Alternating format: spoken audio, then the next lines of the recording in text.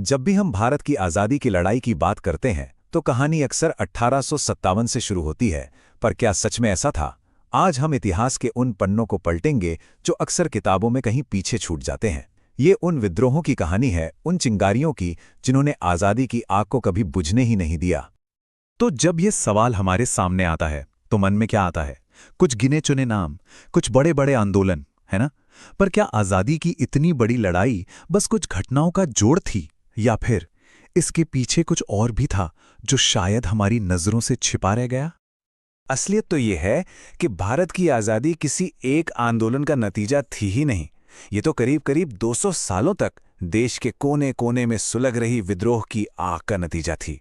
एक ऐसी ज्वाला जिसे अंग्रेज अपनी पूरी ताकत लगाकर भी कभी पूरी तरह से बुझा नहीं पाए। तो इस सफर में हम सबसे पहले देखेंगे कि प्रतिरोध की पहली चिंगारियां कहां और कैसे भड़कीं। फिर हम आदिवासी विद्रोहों की दुनिया में चलेंगे। उसके बाद समझेंगे कि ये आग दक्कन से लेकर पंजाब तक कैसे फैली। और आखिर में हम उन चेहरों से मिलेंगे जिन्होंने इस आग को जलाए रखा। तो चलिए, कहानी की शुरुआत वहीं से करते हैं जहां से उसे असल में होना चाहिए। ये वो समय था जब ब्रिटिश हुकूमत भारत में बस अपने पैर जमा ही रही थी, और ठीक उसी वक्त विरोध की पहली आवाजें भी उठनी शुरू हो गई थीं। इस लिस्ट में जो सबसे चौंकाने वाली बात है वो है इसका समय। सोचिए, प्लासी की लड़ाई को बस 3 साल हुए थे और 1760 में ही बंगाल और बिहार के सन्यासियों ने हथियार उठा लिए थे।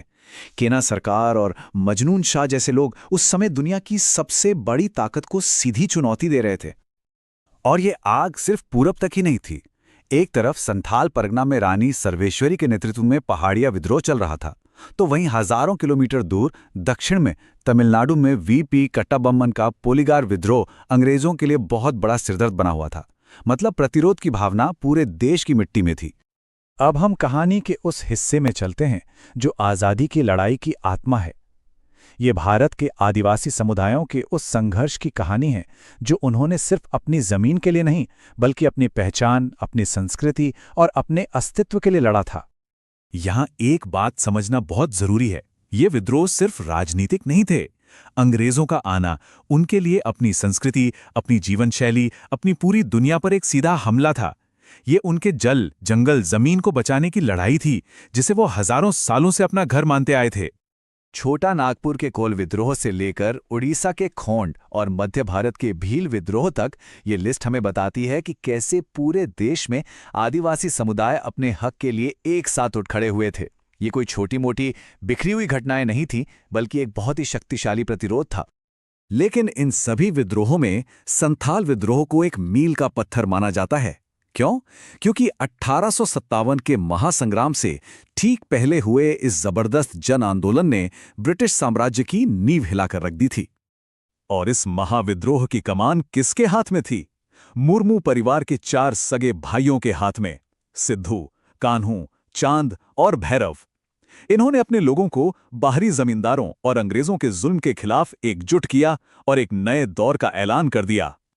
इस लाइन पर जरा गौर कीजिए। यह सिर्फ एक विरोध प्रदर्शन नहीं था, यह आज़ादी का खुला ऐलान था। उन्होंने ब्रिटिश राज को मानने से ही इनकार कर दिया और अपनी सरकार की घोषणा कर दी। ये इस बात का पक्का सबूत है कि वो कोई छोटे मोटे सुधार नहीं, बल्कि पूरी आज़ादी यानी संपूर्ण स्वराज चाहते थे। चलिए, अब समय में थोड़ा और आगे बढ़ते हैं और देखते हैं कि कैसे 19वीं सदी के आखिर में और 20वीं सदी की शुरुआत में विद्रोह की ये आग पूरे देश में और भी ज्यादा तेजी से फैल गई।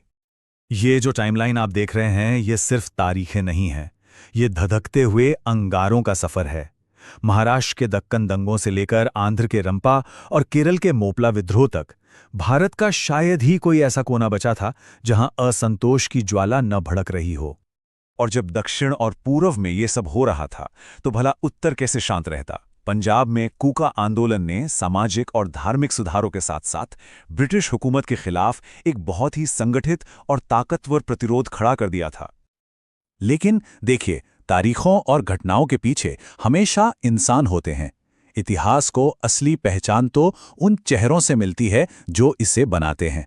तो चलिए, अब उन कुछ नायकों से मिलते हैं जिन्होंने इस लड़ाई में अपना सब कुछ दांव पर लगा दिया।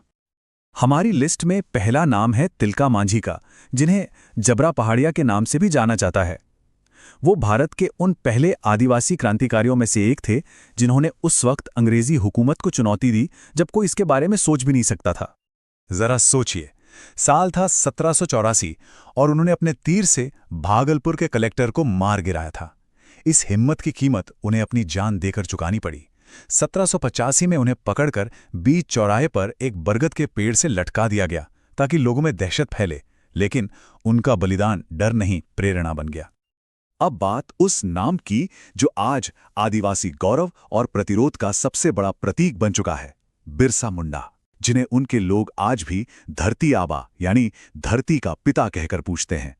सिर्फ 20 साल की उम्र में 1895 में उन्होंने खुद को ईश्वर का दूत घोषित किया और अपने लोगों को शोषण के खिलाफ एकजुट किया। उनका उलगुलान यानी महान विद्रोह ब्रिटिश शासन की जड़ों पर एक जबरदस्त चोट थी। तो आज जब हम इन अनगिनत विद्रोहों और बलिदानों को याद करते हैं तो आज़ादी की कहानी एक सीधी सादी लाइन नहीं बल्कि हजारों धाराओं से मिलकर बना एक विशाल महासागर नजर आती है। और ये हमें सोचने पर मजबूर करता है कि हमारी आज़ादी की नींव में कितनी पीढ़ियों का संघर्ष और कितनी अनसुनी कुर्बानियां दफन हैं।